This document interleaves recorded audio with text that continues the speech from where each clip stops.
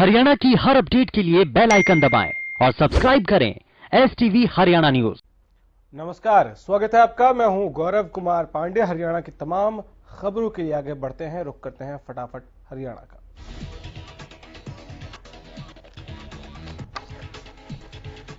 प्रदेश में 2041 कुल संक्रमित मरीजों की संख्या हो गई है। इसके अलावा इलाज के बाद अब तक 1048 मरीज ठीक हो गए हैं। बता दें कि अभी भी 973 मरीजों का इलाज जारी है और प्रदेश में 20 लोग कोरोना से जान गंवा चुके हैं।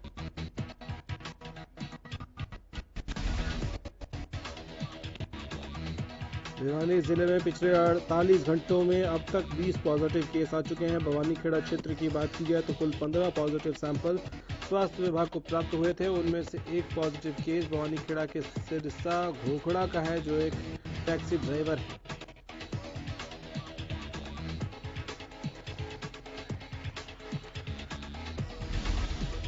पांच पॉजिटिव केसों में से वार्ड नंबर 12 का एक युवक है जो हरियाणा रोडवेज में परिचालक है। वो भी 26 मई को गुरुग्राम से प्रवासी मजदूरों को छोड़ने के लिए अलीगढ़ गया था। इसके बाद उसकी भवानीखेड़ा आकर तबीयत खराब हुई थी। उसके बाद उसकी रिपोर्ट पॉजिटिव मिली है। टोहाना के बलियाला गांव में गर्भवती युवती कोरोना पॉजिटिव मिली। मामले की पुष्टि होने के बाद स्वास्थ्य विभाग की टीम ने मौके पर जाकर कंटेनमेंट जोन और बफर जोन बनाने की प्रक्रिया शुरू कर दी है। बताया जा रहा है कि गर्भवती युवती पति, बहन, मां समेत कई परिजनों के साथ 28 मई को दिल्ली से आए थे ये लोग। विभाग की माने तो ये सभी लोग 10 मार्च को दिल्ली किसी कार्यक्रम में गए थे। टोहाना आने के बाद स्वास्थ्य विभाग की टीम ने सभी के सैंपल लिए। उन सभी को गांव के राजकीय स्कूल में क्वारंटीन कर दिया गया, लेकिन महिला की रिपोर्ट पॉजिटिव आने के बाद स्वास्थ्य विभाग की टीम ने उसे अग्रोहा रेफर करने की कार्रवाई शुरू कर दिया।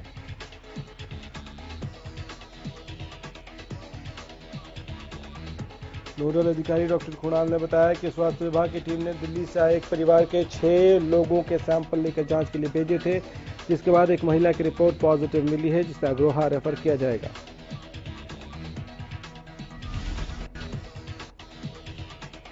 अंबाला में 4 नए कोरोना पॉजिटिव मिले हैं। अंबाला के डिप्टी सिविल सर्जन ने इन मामलों की पुष्टि करते हुए बताया कि ये सभी लोग दिल्ली से लौटे हैं। अंबाला में अब कोरोना पॉजिटिव मरीजों की संख्या 54 हो गई है, जिसमें से 12 एक्टिव केस हैं। विधायक घनश्याम सर्राफ के घर पर कोरोना दस्तक दी है। दरअसल विधायक के परिजनों सहित कई लोग कोरोना पॉजिटिव पाए गए। हालांकि खुद विधायक घनश्याम सर्राफ और उनकी एक बेटी कोरोना से सुरक्षित है। 29 मई को विधायक घनश्याम सर्राफ के पीए सत्यनारायण के कोरोना पॉजिटिव मिलने के बाद विधायक, उनके परिजनों सहित घर पर काम करने वाले और संपर्क के 21 लोगों के सैंपल लिए गए थे, जिसको लेकर सीएमओ डॉक्टर जितेंद्र कादियान ने बताया कि इनमें से 15 लोगों की रिपोर्ट पॉजिटिव मिली है।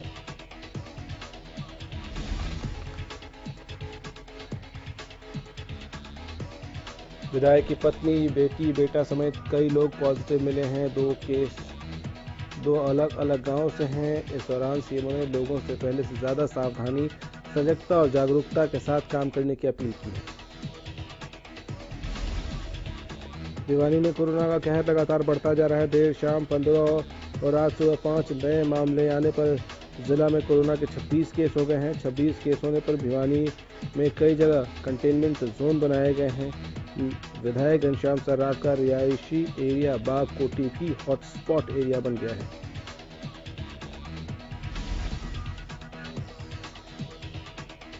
सभी मरीजों को स्वास्थ्य विभाग की टीम ने आइसोलेट कर दिया है। कोविड-19 के जिला कोऑर्डिनेटर डॉक्टर राजेश कुमार ने बताया कि पॉजिटिव केस में भिवानी गौशाला मार्केट से एक व्यक्ति है, जिसका दिल्ली के भागीरथ प्लेस में आना जाना रहा।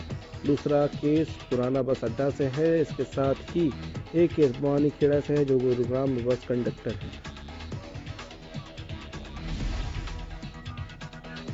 पंचकुला में क्वारंटीन किए गए अमेरिका से डिपोर्ट भारतीयों में से 5 युवक कोरोना पॉजिटिव पाए गए हैं। दरअसल पंचकुला के सेक्टर 6 नागरिक अस्पताल के सीएमओ डॉक्टर जसजीत कौर ने पुष्टि की है।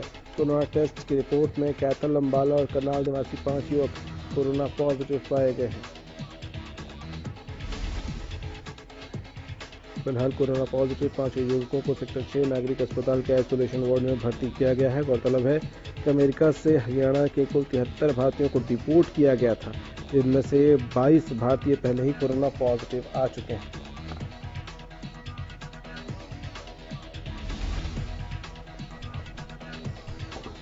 जिनकी रिपोर्ट पॉजिटिव आए उनको संबंधित गृह जिले से लगते मेडिकल कॉलेज में शिफ्ट कर दिया गया था।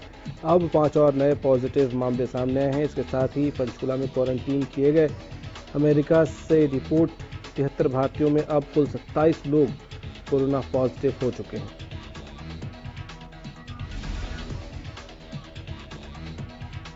फरीदाबाद के डीसी यशपाल सिंह यादव ने कहा कि भारत सरकार की ओर से लॉकडाउन 5 के बारे में जो नई गाइडलाइन जारी की गई है वो मिल गई है।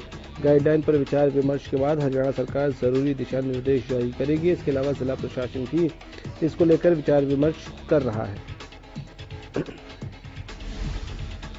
विचार विमर्श करने के बाद नई हिदायतें कल जारी होंगी। उन्होंने कहा कि जब तक नई हिदायतें नहीं आती हैं तब तक पुरानी हिदायतों पर ही काम जारी रहेगा। उन्होंने नए दिशा निर्देश लागू होने तक पुराने नियमों की पालना की अपील की है। साथ ही उन्होंने इंटरस्टेट मूवमेंट को लेकर दिल्ली उच्च न्यायालय और हरियाणा सरकार की गृह मंत्रालय की ओर से जारी किए गए दिशा निर्देश के तहत ही काम करने की बात कही है। डीसी ने बताया कि हरियाणा सरकार की ओर से सभी जिलों से फीडबैक मांगा जा रहा है और इसी आधार पर जो निर्देश जारी होंगे उनका पालन किया जाएगा। उखलाना में लेफ्ट राइट का पैटर्न बाजारों में लागू कर दिया गया है। सोमवार, बुधवार और रविवार को राइट साइड की दुकानें खुलेंगी। मंगलवार, वीरवार और शनिवार को लेफ्ट साइड की दुकानें खोली जाएंगी। वहीं इस पैटर्न को लेकर दुकानदार परेशान हैं। उनका कहना है कि इससे उनकी दुकानों का किराया भी नहीं निकल पा रहा है।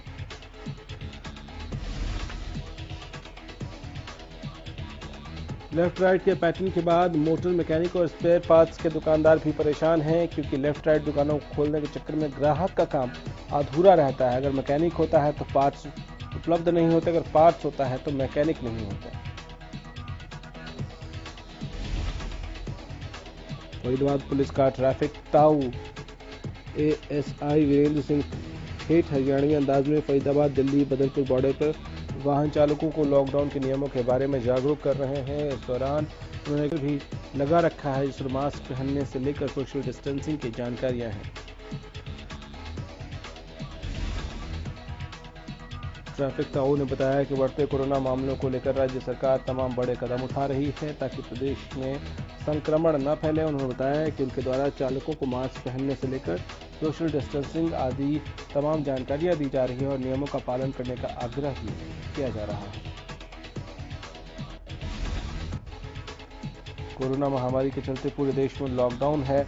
इस दौरान हरियाणा रोडवेज ने कुछ जगहों के लिए बसें भी चलाई है, जिनकी ऑनलाइन बुकिंग के बाद ही सोशल डिस्टेंसिंग के साथ सवारियों को बस में बिठाया जाता है। लेकिन यमुनानगर में ऑनलाइन बुकिंग कराने के बाद भी बसें नहीं चलाई जा रही हैं।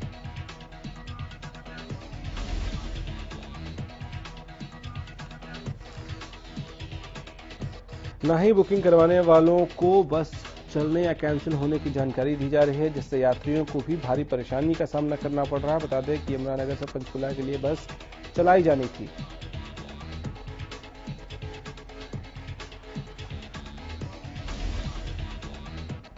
हालांकि बुकिंग कम होने के चलते उसे कैंसिल कर दिया गया और इसकी जानकारी यात्रियों को भी नहीं दी गई, जिससे स्टैंड पर पहुंचे यात्रियों को काफी परेशानी उठानी पड़ी।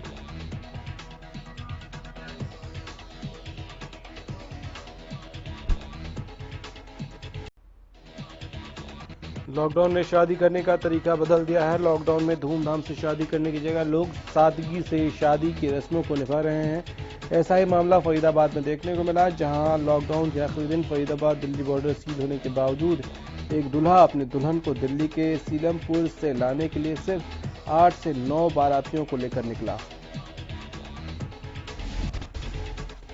हालांकि फरीदाबाद दिल्ली बॉर्डर पर पुलिस ने दूल्हे की गाड़ी को रोका जरूर, लेकिन पास होने की वजह से उन्हें जाने दिया। इस दौरान दूल्हे ने कहा कि अब लोगों को आने वाले समय में 4 लोगों के साथ ही बारात लेकर जाना चाहिए, ताकि लड़की वालों पर कोई बोझ ना पड़े।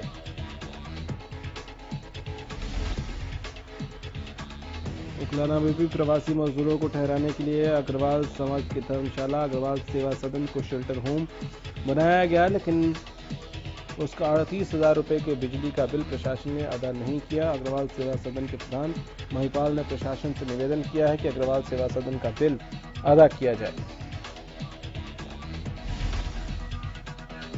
इस पूरे मामले को लेकर नगर पालिका सचिव संदीप गर्ग ने बताया, संदीप गर्ग से जब बात की गई तो उन्होंने अजीबोगरीब जवाब दिया। उन्होंने बताया कि इस बात की जानकारी मीडिया से होने के हुई है, हालांकि उन्होंने आश्वासन दिया है कि वो उच्च अधिकारियों से बात कर इस मामले को निपटाने की कोशिश करेंगे। रेवाड़ी के सैयद सराय मोहल्ले में 50 साल पुरानी जर्जर बिजली के तारों के खिलाफ लोगों का गुस्सा फूट गया। स्थानीय लोगों ने बिजली विभाग की लापरवाही के खिलाफ जमकर नारेबाजी की। 50 साल पुरानी जर्जर हो चुकी बिजली की ये तारें हर वक्त मौत को न्योता देती नजर आती हैं।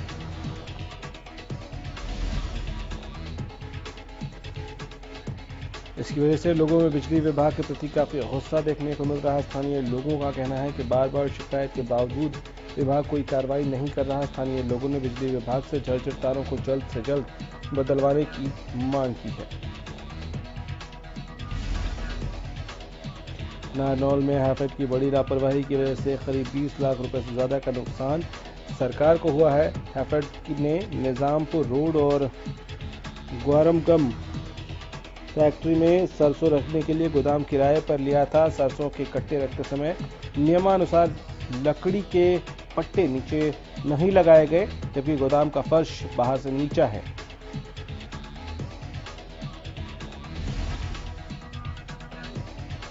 रात हुई बारिश का पानी गोदाम में घुस गया और लगभग 1500 कट्टे खराब हो गए।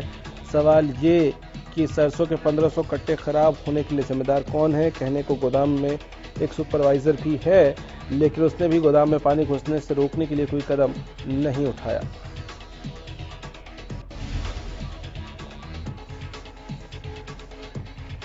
आज यहाँ फिजिकल वेरिफिकेशन भी होनी है। उधर जब हमारे संवाददाता ने गोदाम में जाकर नुकसान का जायजा लेना चाहा तो उन्हें गेट पर रोक दिया गया ताकि नुकसान की तस्वीरें कैद न हो सकें।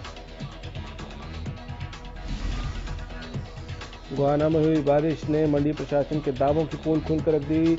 बारिश से मंडी में खुला पड़ा लाखों क्विंटल गेहूं इकट्ठे भीग गए। बता दें कि मंडी में सरकारी एजेंसियां हैफेड, फूड सप्लाई और एफसीआई द्वारा गेहूं खरीदा गया था, जो अब बारिश की भेंट चढ़ गया। मंडी में पानी निकासी का उचित प्रबंध नहीं होने से मंडी में 1 फीट से ज्यादा पानी खड़ा हो गया। गौरतलब है कि मौसम विभाग द्वारा बारिश की चेतावनी के बावजूद भी उठान नहीं हुआ। पूरे मामले को लेकर अनाज मंडी के आढ़तियों ने बताया कि मंडी में इस समय 5 लाख क्विंटल से ज्यादा गेहूं के कट्टे खुले में पड़े हुए हैं।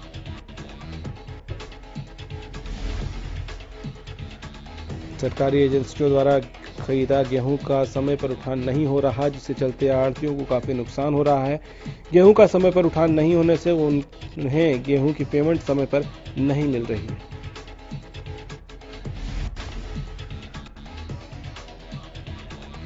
गोहाना में हुई तेज बारिश से जहां लोगों को गर्मी से राहत मिली, वहीं किसानों के चेहरे भी खिल गए। किसानों का कहना है कि सब्जियों को इस बारिश से काफी असर पड़ेगा, लेकिन देर रात बम्पर बारिश से अन्य फसलों की बिजाई के लिए काफी फायदा किसानों को पहुंचा है।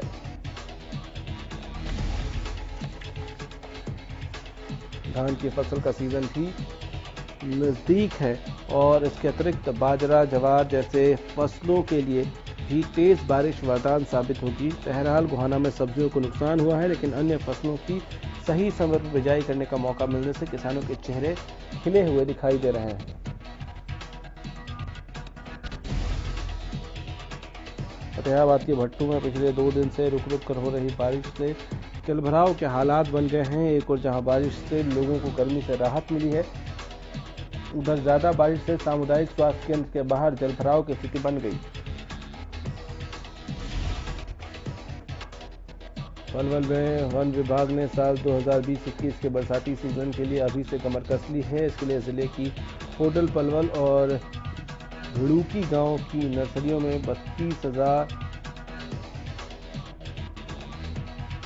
3,23,000 पौधे तैयार किए गए हैं, जिसमें अर्जुन, आम, पीपल, बड़ समेत कई पौधे शामिल हैं। पलवल डिवीजन के वन अधिकारी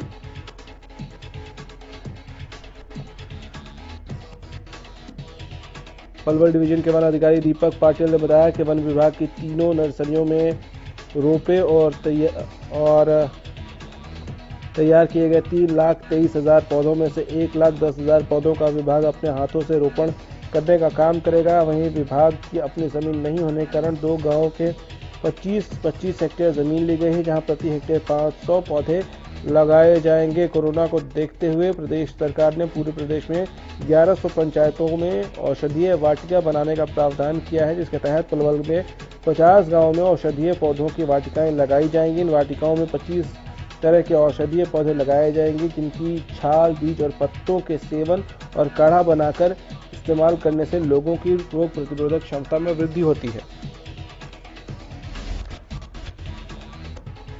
फतेहाबाद के अभिभावकों ने प्राइवेट स्कूलों की मनमानी के खिलाफ मोर्चा खोल दिया है। पेरेंट्स एसोसिएशन के बैनर तले रविवार को सभी अभिभावक दीनदयाल पार्क में इकट्ठा हुए और प्राइवेट स्कूल की मनमानी के खिलाफ ब्लॉक शिक्षा अधिकारी को ज्ञापन सौंपा। अभिभावकों ने साफ तौर पर कहा कि जब तक स्कूल शुरू नहीं होते तब तक वो स्कूलों को फीस नहीं देंगे। अभिभावकों के द्वारा नो स्कूल नो फीस के नारे लगाए गए। अभिभावकों का कहना है कि प्राइवेट स्कूल अपनी मनमानी कर रहे हैं। प्राइवेट स्कूलों के द्वारा लॉकडाउन के दौरान भी फीस अभिभावकों से मांगी जा रही है। पेरेंट्स एसोसिएशन के पदाधिकारी गुलशन कुमार ने बताया कि प्राइवेट स्कूल लगातार अभिभावकों से फीस मांग रहे हैं। इस मामले को लेकर बच्चों के अभिभावक इकट्ठा हुए हैं। सिरसा की डिंग मंडी में 2 दिन पहले महिला से हुई लूट की गुत्थी को सीआईए पुलिस ने सुलझा लिया है। दरअसल सीआईए पुलिस ने 3 युवकों में से 2 को गिरफ्तार कर लिया है। लूटी गई राशि में से भी 67,000 रुपये बरामद कर लिया है। बताया जा रहा है कि महिला बैंक से पैसे निकलवा कर जा रही थी।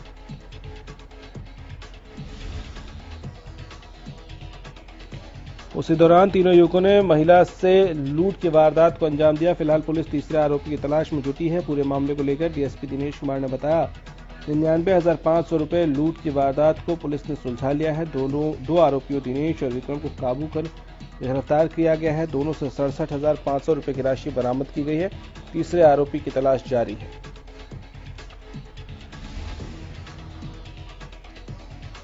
कुरुक्षेत्र की पिपली चिड़ियाघर में शेरनी साक्षी ने 3 शावकों को जन्म दिया है। एक शावक की कमजोरी के कारण मौत हो गई, जबकि 2 शावक पूरी तरह से स्वस्थ हैं। दोनों बच्चों और शेरनी की देखभाल पर चिड़ियाघर के अधिकारी सीसीटीवी कैमरे से ही निगरानी रख रहे हैं। जू इंचार्ज तेजवीर सिंह ने बताया कि 17 मई को सुबह साक्षी ने 3 शावकों को जन्म दिया था, जिनमें से एक की कमजोरी के कारण मौत हो गई, जबकि 2 ठीक हैं। इनकी सीसीटीवी की मदद से निगरानी की जा रही है।